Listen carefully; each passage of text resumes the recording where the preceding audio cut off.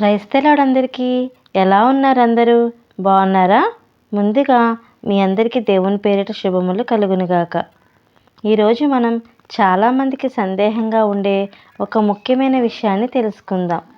దశంభాగం అంటే ఏమిటి? దానిని ఎవరు ఇవ్వాలి? ఎందుకు ఇవ్వాలి? ఎవరికి ఇవ్వాలి? దశంభాగం ఇవ్వకపోతే ఏమవుతుంది? ఇలా బైబిల్ ప్రకారం స్పష్టమైన బోధనను చూద్దాం. ముందుగా దశంభాగం అంటే ఏమిటో తెలుసుకుందాం.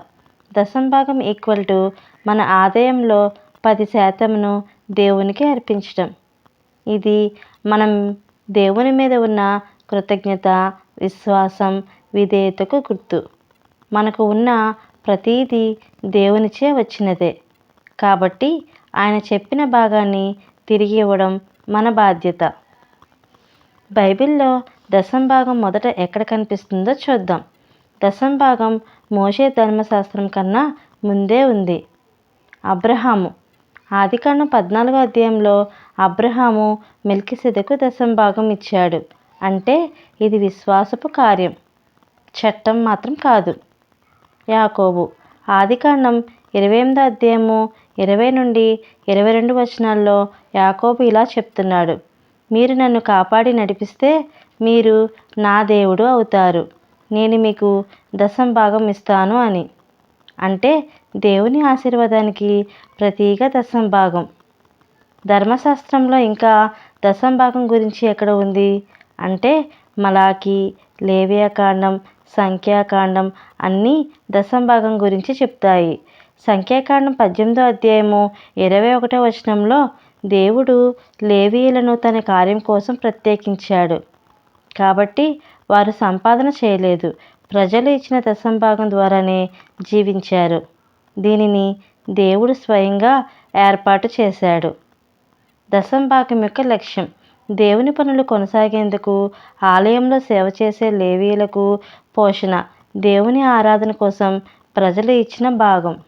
మలాకి 3వ అధ్యాయము 10వ వచనంలో మీ దశంభాగమంతయు నా ఆలయ భండాగారంలోనికి తెమ్ము, అప్పుడు నేను ఆకాశపు వాకిండ్లు తెరిచి మీ మీద ఆశీర్వాదమును కుమ్మరిస్తాను అని. ఆలయ భండాగారం ఎవరి ఆధీనంలో ఉండేది? దేవుని పనిచేసే యాజకుల ఆధీనంలో.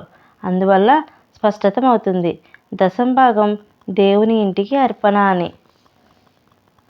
క్రొత్త నిబంధనలో దశంభాగం గురించి తెలుసుకుందాం. కొంతమంది అనుకుంటారు నూతన నిబంధనలో దశంభాగం లేదు అని. కానీ యేసు ఇలా చెప్తున్నాడు మత్తయి 23వ అధ్యాయము 33వ వచనంలో, దశంభాగం ఇస్తున్నారు బాగుంది, కానీ దయ, న్యాయం, విశ్వాసం కూడా పాటించాలి. పౌలు ఇలా బోధిస్తున్నాడు 2 కొరింథీ 9వ అధ్యాయము 7వ వచనంలో, ప్రతివాడు తన హృదయంలో నిర్ణయించినట్టుగా సంతోషంగా ఇవ్వాలి. క్రొత్త నిబంధనలో దశంభాగం బలవంతం కాదు, కానీ మనస్ఫూర్తిగా ఇచ్చే ఆరాధన. ఇప్పుడు దశంభాగం ఎందుకు ఇవ్వాలో తెలుసుకుందాం.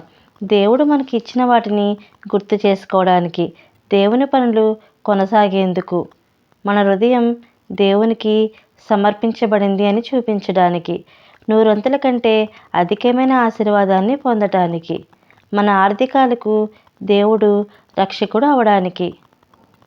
మరి ఎవరికి ఇవ్వాలి దశంభాగం?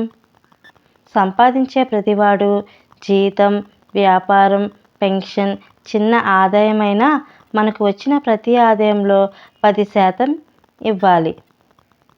దేవునికి ముందుగా ఇవ్వాలి, మిగిలింది కాదు, మొదటిది. దశంభాగం ఎవరికి ఇవ్వాలి?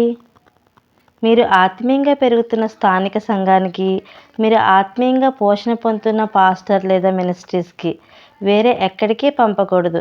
ఎందుకంటే దశంభాగం ఆలయ భండాగారానికి ఇవ్వాలి. మరి కొంతమందికి పాస్టర్లకే ఎందుకు ఇవ్వాలని సందేహంగా ఉందా?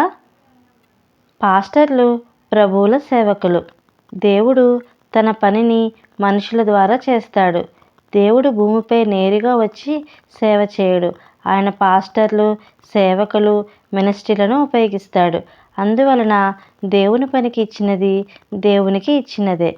1 కొరింథీ 9వ అధ్యాయము 13-14 వచనాలు చూస్తే, ఆలయంలో సేవ చేసేవారు ఆలయంలో వచ్చిన వాటి నుండి జీవిస్తారు.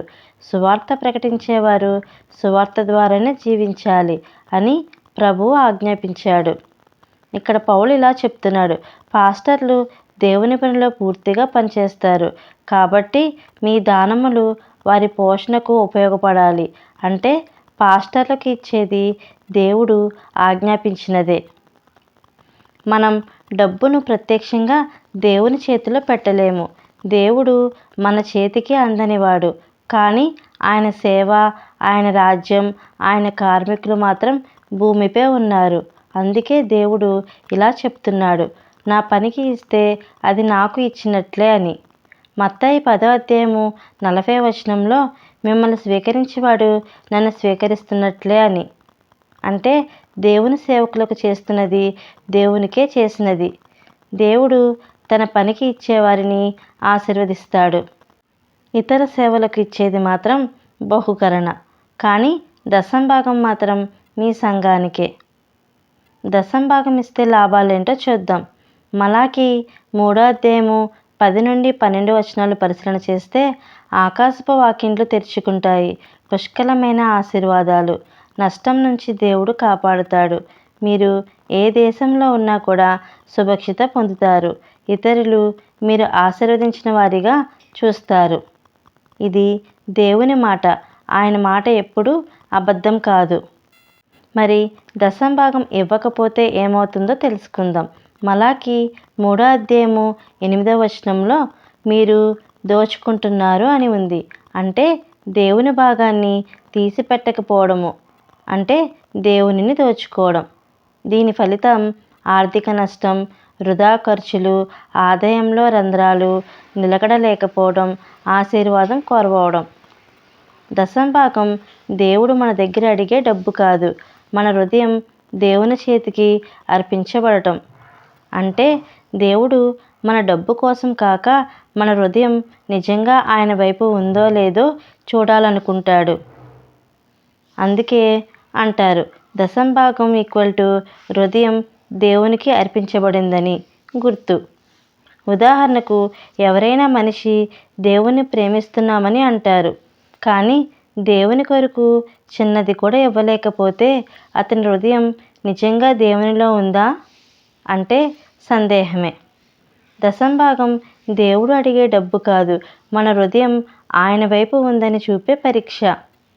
నేను ఇస్తున్నాను కాబట్టి దేవుడు నన్ను ప్రేమిస్తున్నాడు అని కాదు, నేను దేవుణ్ణి ప్రేమిస్తున్నాను కాబట్టి దేవునికే ఇస్తున్నానని అనుకోవాలి.